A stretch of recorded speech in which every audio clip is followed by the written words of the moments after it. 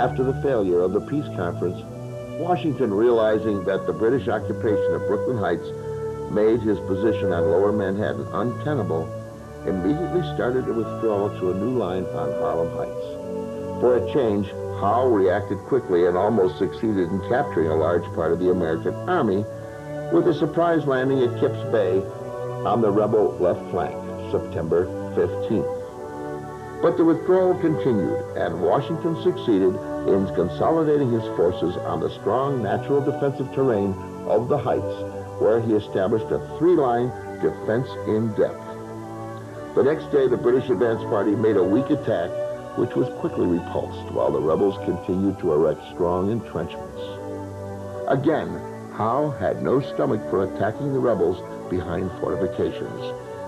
Instead, he planned once more to outflank them. During the night of October 12th, he embarked the bulk of his army, sailed up the East River and Long Island Sound, and landed at Pell's Point in Westchester.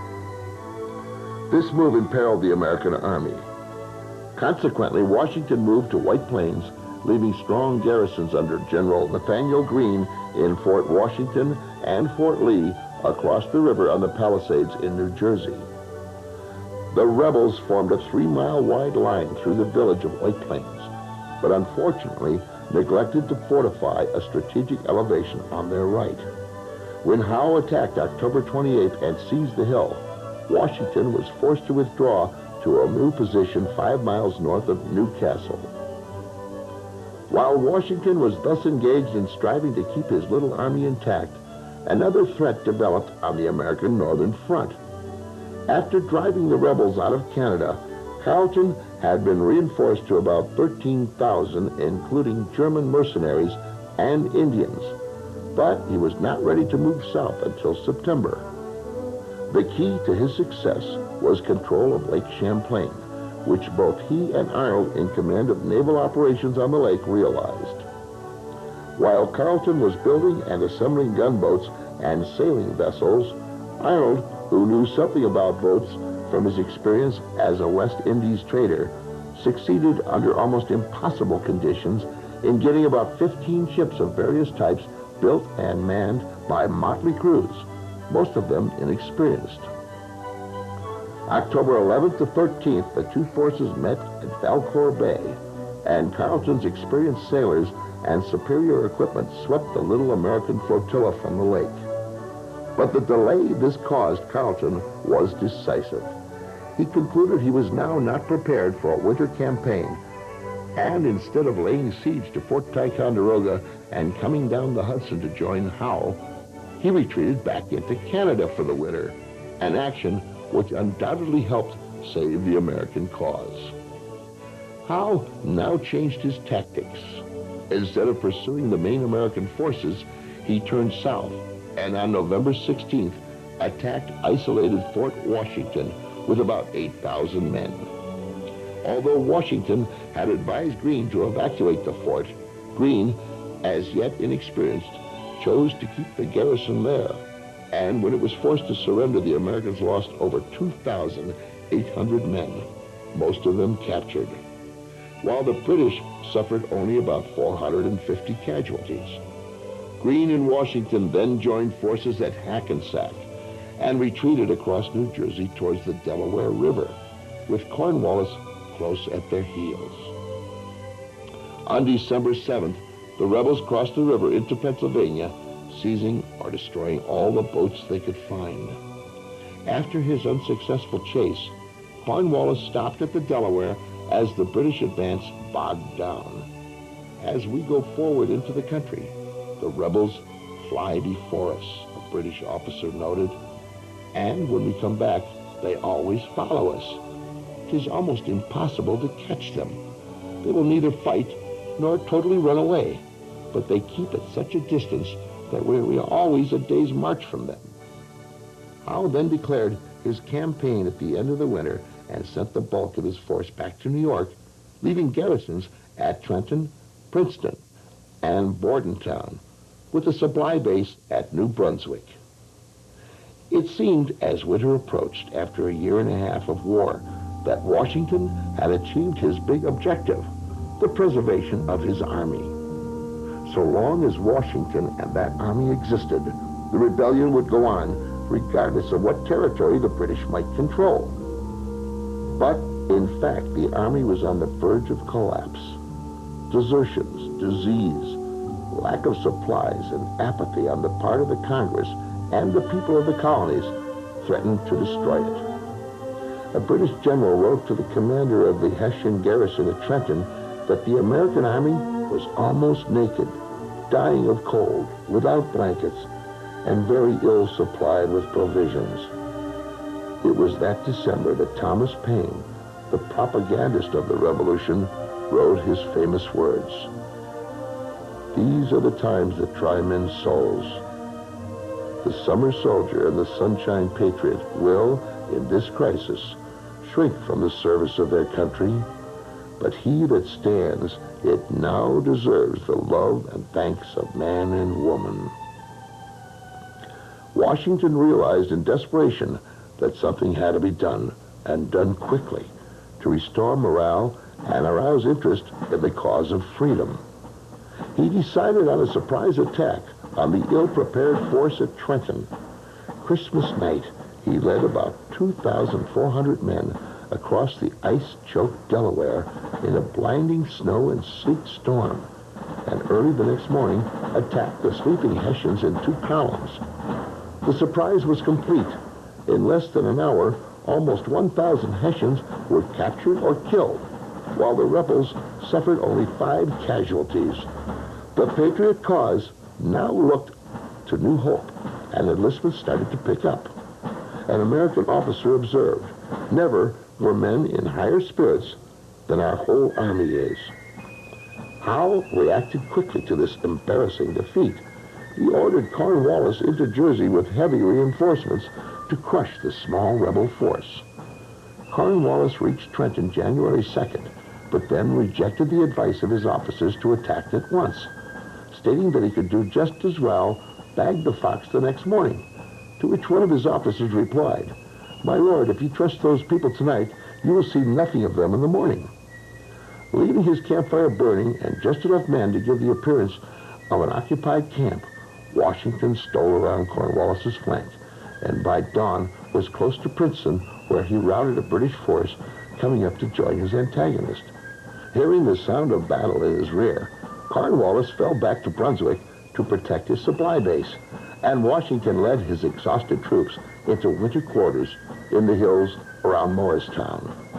With these 2 quick victories, Washington had cleared all but eastern New Jersey of British troops, but more important, he had restored the shattered morale of the Americans.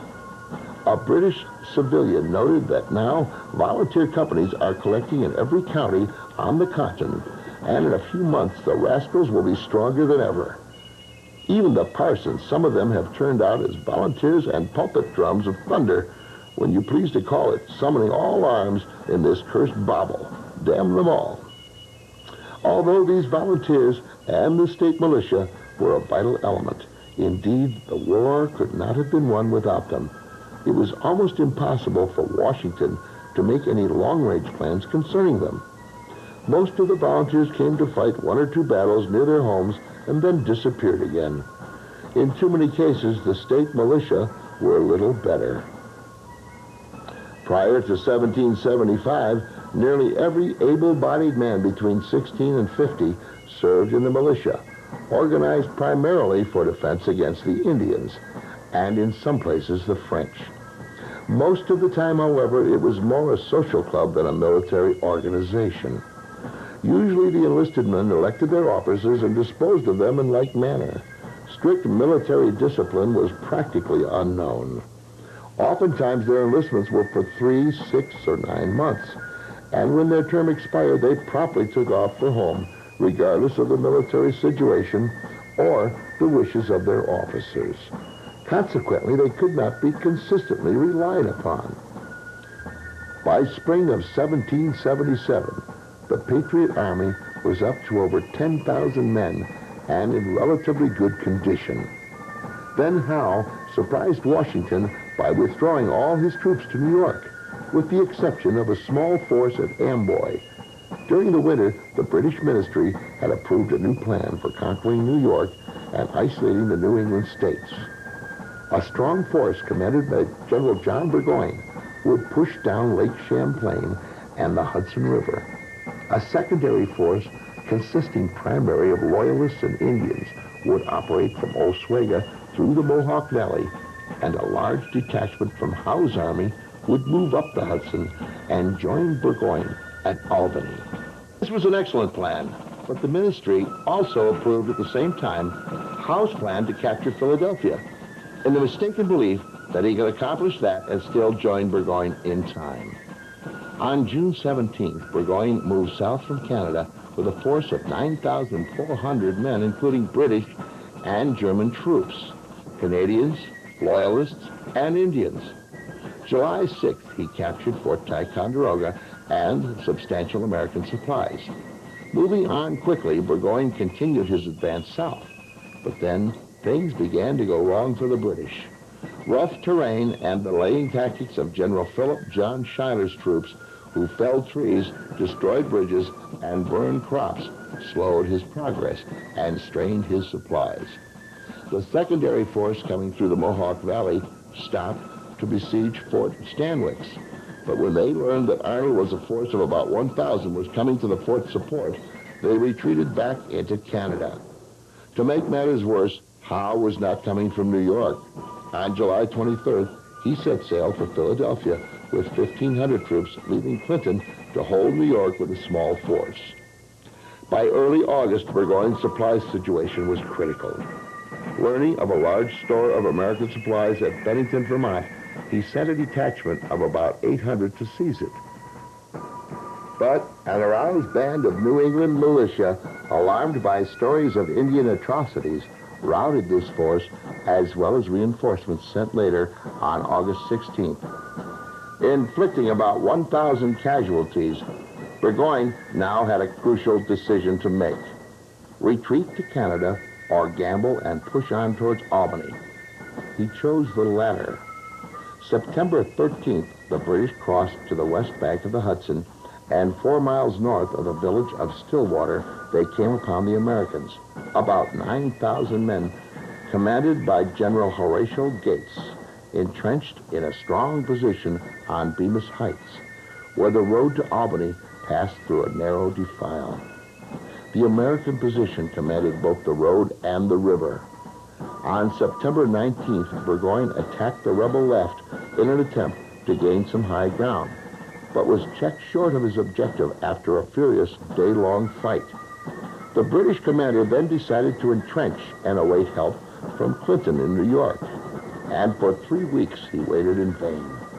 Clinton did not move up the Hudson, and October 6th captured some forts below Albany, but then decided he needed reinforcements before advancing farther, and retreated back to New York, leaving Burgoyne isolated. Realizing his situation was desperate, Burgoyne tried once more on October 7th to cave in the American left. But when that failed, he retreated northward to the heights around Saratoga. But there, an American force that had now grown to about 20,000 surrounded his hungry troops. On October 17th, he surrendered his entire army, consisting now of only about 6,000 men. This British disaster proved to be the turning point of the war.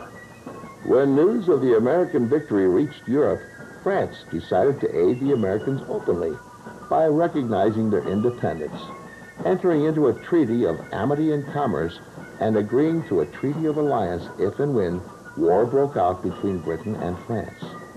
This was the aid and support the Americans had to have in order to achieve independence.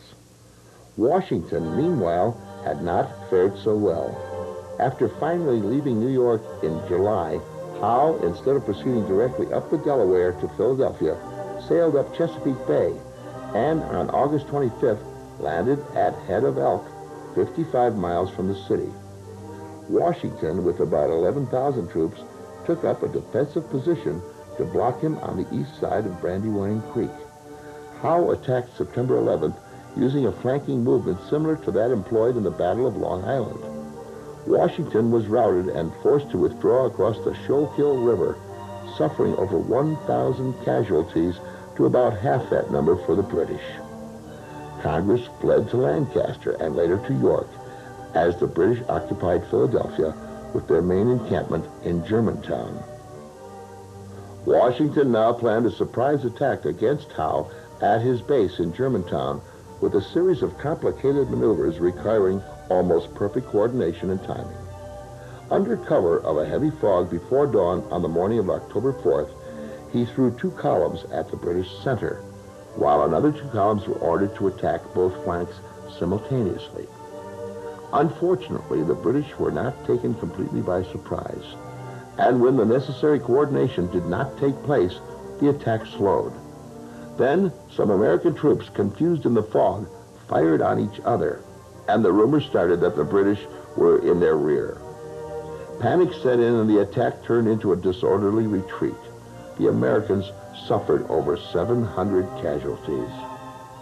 Despite these 2 defeats and the loss of Philadelphia, morale was surprisingly high as Washington in December led his battered army into winter quarters at Valley Forge on the banks of the Schuylkill. Undoubtedly, the great victory at Saratoga helped, but Washington was to learn that winter encampments for the Continental Army could be even more trying and costly than battles in the field. He had selected this desolate winter quarters for a definite purpose: to protect the citizens of Pennsylvania and New Jersey from the marauding enemy, and at the same time to guard the main road from the south to New England. For this, he was severely criticized by the very people he was trying to protect, many of his officers and members of the Congress. He told them, "My answer is that our hopes are not placed in any particular city or spot of ground, but in preserving a good army furnished with proper necessities, to take advantage of favorable opportunities and master and defeat the enemy piecemeal." But when they arrived at Valley Forge, Washington discovered that Congress and the Quartermaster General had failed to secure and transport the necessary supplies, and the local farmers, mostly loyalists in sympathy, were unwilling to sell their products to the rebels. There was fresh pork aplenty in New Jersey and barrels of flour along the Susquehanna, but the wagons and horses needed to transport these supplies were lacking. Thus, Washington was forced to witness the terrible, tragic sight of his soldiers literally starving and freezing to death in a land of plenty.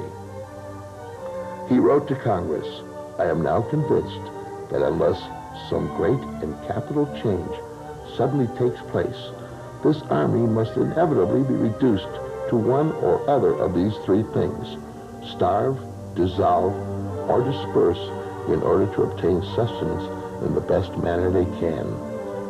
Howe had missed a wonderful opportunity to destroy the Americans. He had made no move all winter to attack the rebels, critically short of food and supplies, although they were only 20 miles from Philadelphia. In May, he was relieved and replaced by Clinton. But Clinton brought orders for the evacuation of Philadelphia, much to the disgust of the local loyalists. With the advent of the French alliance and the threat of the French Navy, the British did not want to keep their lines extended so far. So in June, they moved out across New Jersey on the way back to New York. Washington followed, sending a strong force under General Charles Lee ahead to strike Clinton's extended column. Lee attacked on June 28th at Monmouth Courthouse, but badly bungled the affair. Washington arrived just in time to stop a complete rout and succeeded in beating back the British counterattack. Clinton stole away that night and retreated safely to New York. Washington then took up a position at White Plains, just above New York, and waited to see what Clinton would do next. Meanwhile, France and England had declared war, and a French fleet under the Comte d'Estaing with 4,000 troops was sent to support the Americans. Arriving off New York in July, it did not attack the British there because the French ships were much too big to maneuver in the narrow channel. Instead, a joint operation against the British garrison of 3,000 at Newport, Rhode Island, was planned by d'Estaing would attack from the sea, while an American force under General Sullivan would invest the British from the land side. The French arrived July 29th, but Sullivan was not ready, as he had difficulty raising the necessary number of militia. By the time he was ready, Clinton had sent Admiral Howe's fleet to the aid of the besieged force. D'Estaing backed off to prepare for a decisive naval battle with Howe, but a fierce storm on August 11th scattered both fleets. The French then repaired their ships at Boston and sailed for the West Indies. Sullivan, without naval support, was forced to withdraw. Strictly speaking, from the colonial standpoint, there was no naval war during the Revolution. While several colonies maintained their own sea forces, America did not put a real navy at sea during the conflict, but instead made her influence felt on the sea lanes by an energetic and highly effective privateering fleet. Estimates of the number of American ships given letters of marque for privateering ranged as high as 2,000, the great majority of them commissioned by Congress. In the 8 years of the war, they captured some 600 enemy ships, taking an estimated $18 million worth of property. One privateer alone, the Rattlesnake, captured ships and cargoes totaling $1 million in a single cruise in the Baltic. In 1781, there were some 449 privateers actively engaged in combing the oceans for British shipping. Unfortunately, since the captured ships were sold in foreign ports and the officers and crews of the privateers divided the money and proceeds from sale of the cargoes, the American cause realized little from the program other than its nuisance value to the British and the moral uplift for the colonists at home. The real Continental Navy, such as it was, posed no threat to British naval might.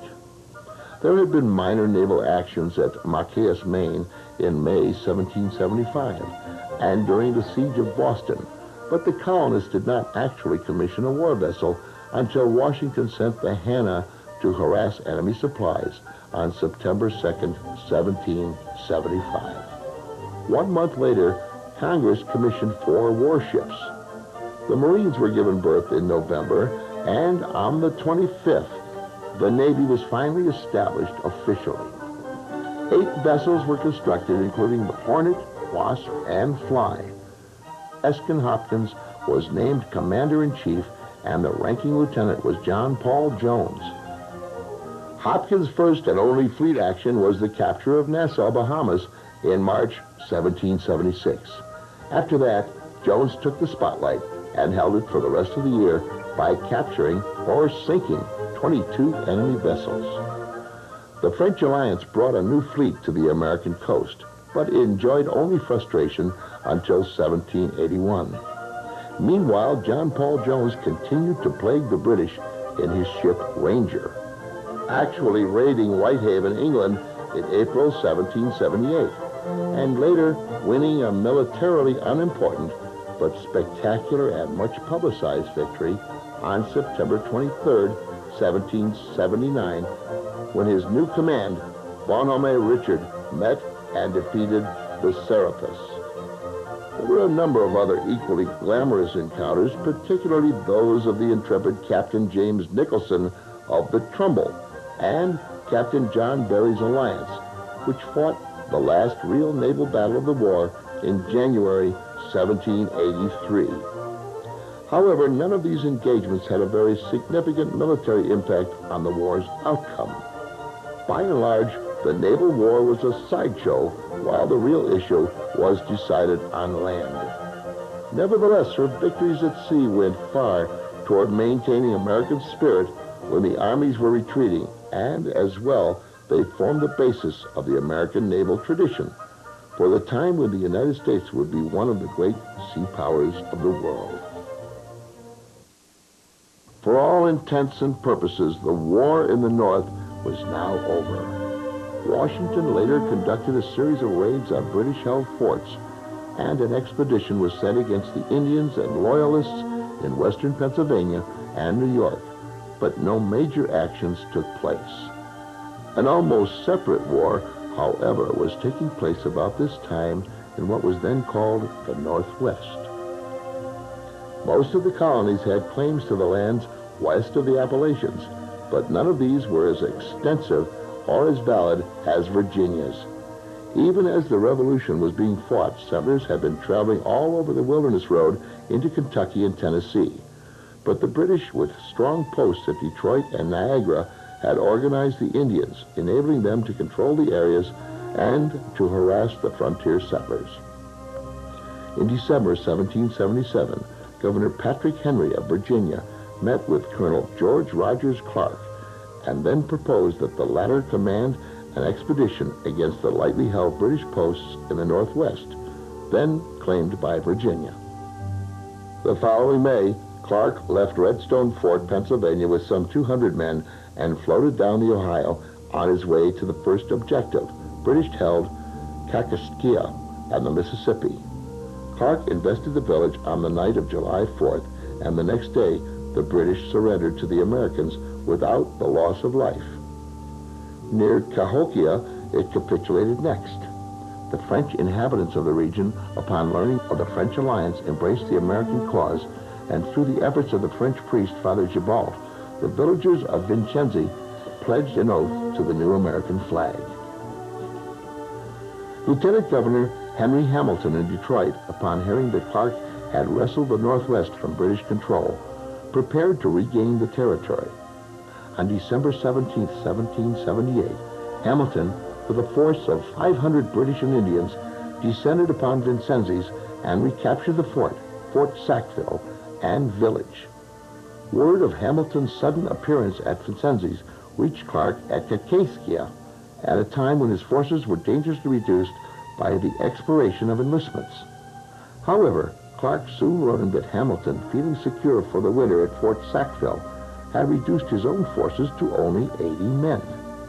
Gathering 170 men, including French volunteers from the nearby settlements, Clark began his famous march, February 5, 1779, against Vincennes, in heavy rains and across the flooded lands of the Wabash. Wading through ice water, often breast high, Clark's little army reached Vincennes on February 24, 1779, and opened a deadly fire upon the gun ports at Fort Sackville, preventing the surprised British gunners from manning their pieces. The following day, Hamilton surrendered the post. Through Clark's brilliant maneuvering, the Northwest had been secured and the British power in the region driven back to Detroit. Unable to mount a successful drive from Canada, and having failed in their efforts to take and hold the middle colonies, the British decided that a final attempt to crush the rebellion would be made in the southern colonies. This decision was influenced by the belief that a large number of loyalists would aid them, particularly in the Carolinas.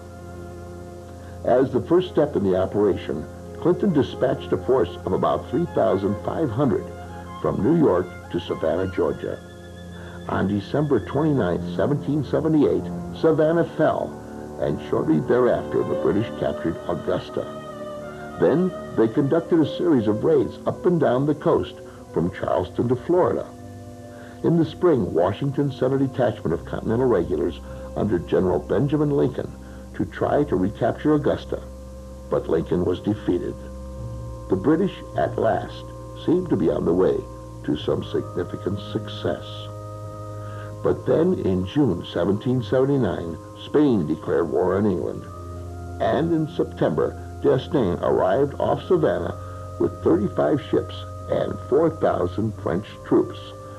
Lincoln, with 1,400 men, joined the French, and they besieged the city.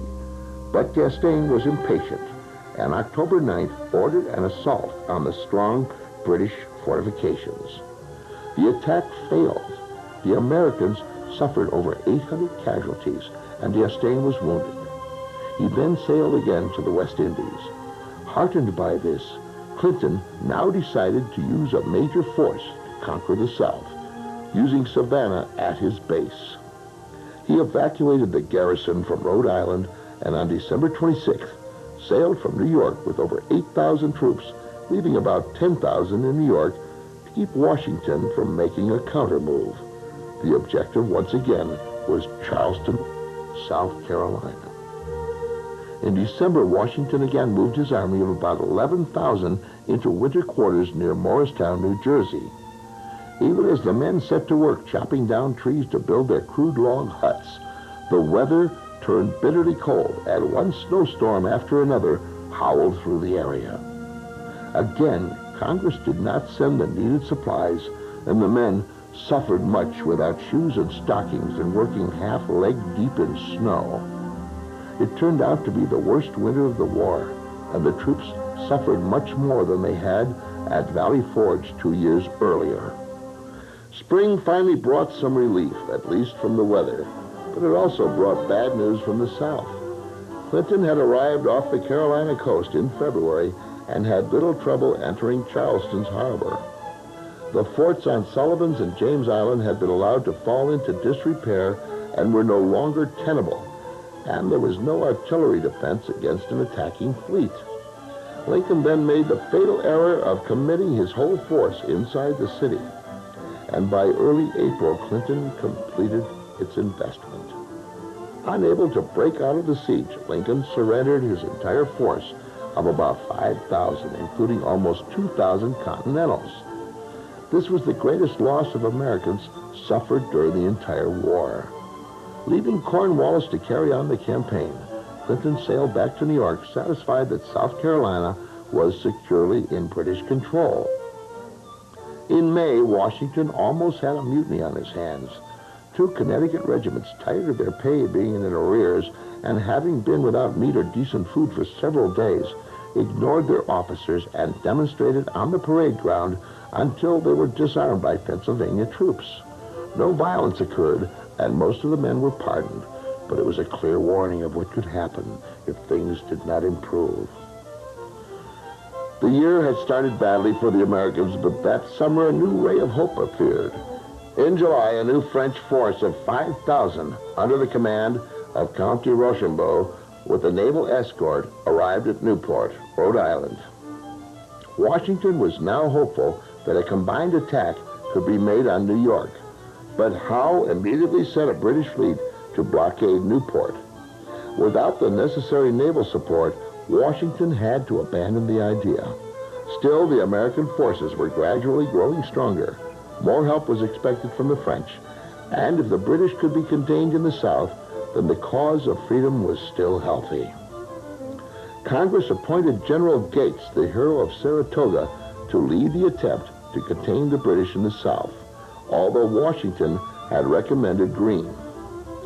Gates took command in North Carolina in July of an army of about 4,000, including almost 2,000 Continentals detached from Washington, and started a slow march against the British supply base at Camden, South Carolina. On the morning of August 16th, Cornwallis, with a force of about only 2,400, surprised the Americans just north of the town. After a series of incredible blunders by Gates, the rebels were completely routed, many throwing away their arms in their panic-stricken flight, derisively called the Camden Races. Almost half the army was killed or captured, while many of the survivors simply disappeared. Belatedly following Washington's advice, Congress then relieved Gates and appointed Greene to command. With this defeat of the only large organized American force in the South, the way was open for Cornwallis's march north and the invasion of North Carolina. 3 parallel forces moved northward in September. Cornwallis with the main force, Colonel Bonstray Tarleton commanding the feared British Legion cavalry and light infantry, and Major Patrick Ferguson with 1,100 Tories, all Americans. Ferguson's mission was to protect the western flank of Cornwallis, crush the Patriots in western South Carolina, and rouse the backcountry Tories to British support. To the freedom-loving mountain people, Ferguson's mission and command were particularly galling. Not only was his force all Americans, but he was also protecting and recruiting other Tories. So the call went out, and soon a band of about 900 mountain yeomen, largely of Scotch-Irish descent, marched against Ferguson, and October 7th killed or captured his entire force at Kings Mountain on the border between the Carolinas, suffering fewer than 100 casualties themselves. Thus did a handful of mountain men turn the tide of the war in the South and break the Tory influence in the Carolinas for all times. The victory also halted Cornwallis's advance, forcing him to withdraw back into South Carolina. The British had once again lost an excellent opportunity to strike a decisive blow against the rebels, and with French aid building up, time was working against them. But Washington also had his troubles that winter. On January 1st, 1781, about 2,400 Pennsylvania Continentals encamped near Morristown. Finally fed up with no pay, food, or clothing, or allowances, mutinied against their officers and marched out of camp to present their justified grievances to the Congress in Philadelphia. Fortunately, the president of the Pennsylvania Executive Council was able to pacify them with promises of aid, but about half of them left the army anyway. A few weeks later, when several New Jersey regiments mutinied, Washington acted quickly and forcefully. He sent a force of 600 to disarm them and promptly executed 2 of the leaders. The war in the South was fast coming to a climax. When Greene took command in the Carolinas, he wisely realized that he was not strong enough to attack Cornwallis's main force. So he detached about 800 men under General Daniel Morgan to harass the British outposts in western South Carolina, while he tried to rebuild the army that had been shattered at Camden. Cornwallis was not anxious to advance against Greene with a rebel force operating on his western flank, so he sent Tarleton with about 1,100 troops to drive Morgan back against the main British army. Morgan, his strength now up to about 1,000 Continentals and militia, made a stand at Cowpens, once a cow pasture, on January 17th, and in a brilliantly led and executed battle, utterly routed the feared Tarleton, killing or capturing almost his entire force, and suffering fewer than 100 casualties himself. More important, however, this dramatic victory over regular British troops followed as it did the decisive defeat of the Loyalists at Kings Mountain, raised patriot morale all over the country. The Southern militia began to turn out in the numbers needed, and reinforcements started to come from the north. Cornwallis himself now took out after Morgan, but the American eluded him, joined forces with Greene, and retreated across the Dan River into Virginia. Lacking boats and supplies, Cornwallis withdrew into North Carolina. Greene, now with some 4,000 men after getting reinforcements from Virginia, decided to go after Cornwallis, as he outnumbered him about 2 to 1. On March 15th, they clashed at Guilford Courthouse in a desperate battle that the Americans almost won until Cornwallis turned his artillery on both British and American troops engaged in hand-to-hand fighting. Greene withdrew, so Cornwallis claimed a victory, but it cost him over 500 casualties, about 25% of his force. As one English officer stated, another such victory would destroy the British Army. Too weakened to continue the campaign, Cornwallis retreated to Wilmington, but then decided that the Carolinas could never be secured while Virginia served as a supply and training base. So in April, he marched into Virginia. Instead of pursuing Cornwallis, Greene decided to leave the defense of Virginia to Washington and marched into South Carolina in an effort to regain control of the state. Although he could claim no victories in a series of engagements during the spring and summer, by fall he had regained control of the area with the lone exception of Charleston. Cornwallis, meanwhile, had been reinforced in Virginia. Benedict Arnold, the turncoat, who had earlier failed in his attempt to betray to the British the fort at West Point, New York, had been appointed to a command in the British Army. In January, he sacked and burned Richmond and now joined forces with Cornwallis. With additional reinforcements under General Phillips, Cornwallis had over 7,000 men and raided freely throughout Virginia. Von Steuben, in command of the Virginia forces, was hopelessly outnumbered. Washington sent the Marquis de Lafayette with 3 regiments to von Steuben's support. And in the face of this, Cornwallis decided to establish a base on the coast from which he could maintain communication with Clinton in New York. On August 1st, he arrived in Yorktown, closely followed by Lafayette and von Steuben. Here was a great opportunity, and Washington seized it. Joined by Rochambeau from Rhode Island and informed that a large French fleet under the Comte de Grasse was sailing for Virginia, Washington secretly began to move the bulk of his army south. Making a feint towards New York to deceive Clinton, he moved into Virginia. De Grasse arrived at the end of August, blockaded Chesapeake Bay, and landed his troops to join Lafayette. A British fleet under Admiral Thomas Graves tried to break the blockade on September 5th, but was defeated and withdrew to New York, abandoning Cornwallis. Washington arrived and with his allied army of about 16,000 laid siege to the town. Without access to the sea, the British were doomed, and Cornwallis knew it.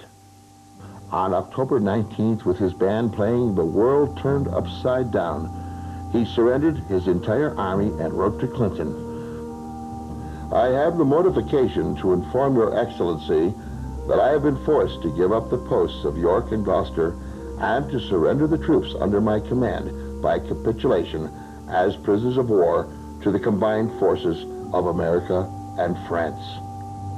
Ironically, on October 24th, Clinton arrived off the coast with 7,000 reinforcements, but on learning of the British surrender, sailed back to New York.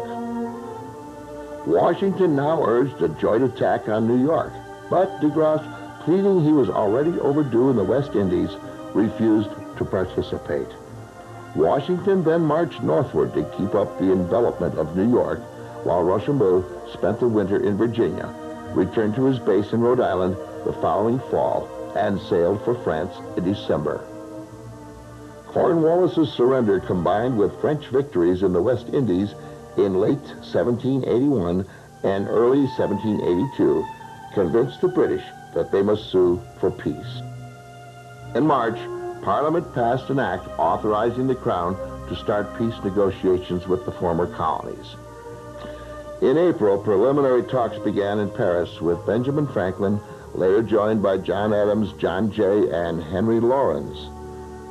Formal negotiations commenced in September, and in November, the American representatives signed the preliminary Articles of Peace, ratified by Congress the following April, although the official signing of the treaty did not take place until September 1783 in Paris. Due to the tenacity and stubbornness of the American peace envoys, the United States achieved its principal objectives: independence, adequate boundaries, free access to international waterways, the right to fish off Newfoundland and Nova Scotia, and the evacuation of British land and sea forces. The last British troops, now commanded by Sir Guy Carleton, sailed from New York that December. "It will not be believed," Washington wrote, "that such a force as Great Britain has employed for 8 years in this country could be baffled in the plan of subjugating it by numbers infinitely less, composed of men oftentimes half-starved, always in rags, without pay, and experiencing every species of distress which human nature is capable of undergoing." Sad to relate, their distress did not cease with their discharge. Congress gratefully voted each soldier a bonus of $80, but then had to issue certificates of IOU in lieu of money because of its destitute financial condition. Many of the soldiers sold their certificates for a pittance to speculators to help feed or clothe themselves on the way home. Most of them, however, left without the settlement of their accounts or a farthing of money in their pockets. They straggled home in groups, ragged and dirty, hungry, tired, and sick, begging meals at taverns and farmhouses, or stealing a chicken here or there. It was a bitter homecoming, and yet these veterans generally were not bitter. They were rugged individuals as well as individualists, And from their diaries and letters, it appears they were genuine patriots, well aware of what they had been fighting and dying for, with the astounding patience and fortitude to suffer through unbelievable hardships, until British blunders and French assistance gave them victory in the end. They had won, and in so doing, had accomplished the seemingly impossible. Whether they realized it or not, they were the instruments by which the great principle that men make governments was realized. The instruments by which the traditional belief in the divine right of kings was finally repudiated. Their commander-in-chief summed up for them the real meaning of what they had accomplished. The citizens of America, placed in the most enviable condition as the sole lords and proprietors of a vast tract of continent, comprehending all the various soils and climates of the world, and abounding with all the necessities and conveniences of life, are now, by the late satisfactory pacification, acknowledged to be possessed of absolute freedom and independency. They are, from this period, to be considered as the actors on a most conspicuous theater, which seems to be peculiarly designated by Providence for the display of human greatness and felicity. Here they are not only surrounded with everything which can contribute to the completion of private and domestic enjoyment, but heaven has crowned all its other blessings by giving a fairer opportunity for political happiness than any other nation has ever been favored with, for which our faith will be the destiny of the unborn millions be involved. The world had indeed been turned upside down.